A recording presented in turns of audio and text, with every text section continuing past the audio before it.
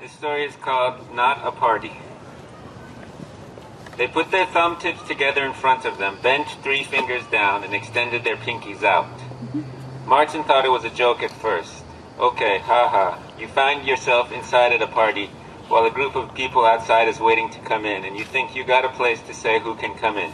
Okay, very funny. Our hands are different sizes though, one of them said. Whose should we use? Whoever's smallest. Martin watched as they went to the front door, laid out their hands as they'd shown him, and asked the first girl in line to step into the space. If her waist fit between the fellow's pinkies, the one with the smallest hands, she could come in. This is not a party, he thought. He did not know until then that he had such a clear understanding of what a party was. He would have said what anybody would have said, the drinking and the dancing and the talking together. But if something like that was happening at the front door, then what was happening inside was not a party. He thought that he would tell them. This is not a party, he told the fellow pouring drinks. What is it then? I don't know. He told them what they were doing at the front door. The people are still drinking. The music is still playing, the fellow said. It's not a party, Martin said. He looked around the room and he thought that what the fellow had said wasn't true. It looked like the people were still drinking and the music was still playing. But they weren't. Not really. He knew a little bit about both those two things, and he knew that they were supposed to be nice things. I'm going to ask them how they can be dancing when there's no music, Martin said. We can change the music if you don't like it, the fellow said. You could change the music, but it still won't be music. The fellow had something begging in his eyes. Come on, he said. They are only trying to have fun. The girls outside who do not fit between their fingers are only trying to have fun, Martin said. Next to them, a young man and a young woman laughed about something. You are not having fun, Martin told them. Yes, we are.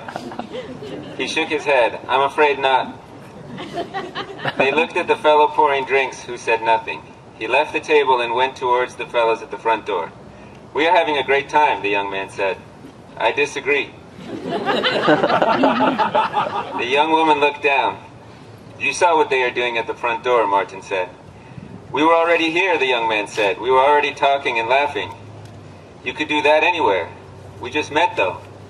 Well, ask her if she'd like to take a walk with you somewhere. You don't have to stay at some place that isn't even a party. Would you like to take a walk with me somewhere, the young man said. Yes, the young woman said. Good, Martin said. They walked out the front door. He didn't care if he met a girl himself tonight or not as he watched them go. Anyway, he thought, I'd like to meet a girl at a party, and this is not a party. Martin remembered how he hadn't wanted to go to college in the first place, but he had felt very sorry for his mother and father when they had said they wanted him to go. His thoughts were with ships. He wanted to steer them out to where the world was an ocean, where it was more ocean than land, just like the map said. He didn't think it was anything other than letting the world be what it was. And for everything that happened on land, he thought, we could be on the ocean. We could be somewhere where we'd know how uncertain our presence was, how it was in our hands, and how we didn't have forever to figure out what we were going to do about that. He had thought that maybe in college people would talk about how they didn't have forever, that they would admit it. He had thought that it would be different from his town, where nobody talked about it. But even in college, where they could afford to talk about it, where they didn't have to be afraid of it for the smallness of their town and how far away it was from the ocean, they didn't. So there were places to go, like a party at a fraternity house where he could think, this is just the land. And everything was different, knowing that there was another place where you couldn't be so confused as to think you had forever, and you would know you didn't have forever because something else had forever. You would have to hurry up and figure out what a party was, because you couldn't waste time calling things a party that weren't. Somehow the ocean had already helped him with that. That was just the thought of the ocean. That was just standing on the shore smelling the salt air. If he could do all that from there, he could hardly believe how much he could do when he was really out there. The fellows at the front door had seen the young man and the young woman go. They left their post and went to Martin. As they did, he felt for a moment like he was out on the sea, like he was bobbing on the waves. What did you say to them? I told them this was not a party. Why? Because you cannot do that at the front door and call it a party. You have to call it something else. Why don't you leave yourself? Because I wanted to let them know. I thought it was only fair.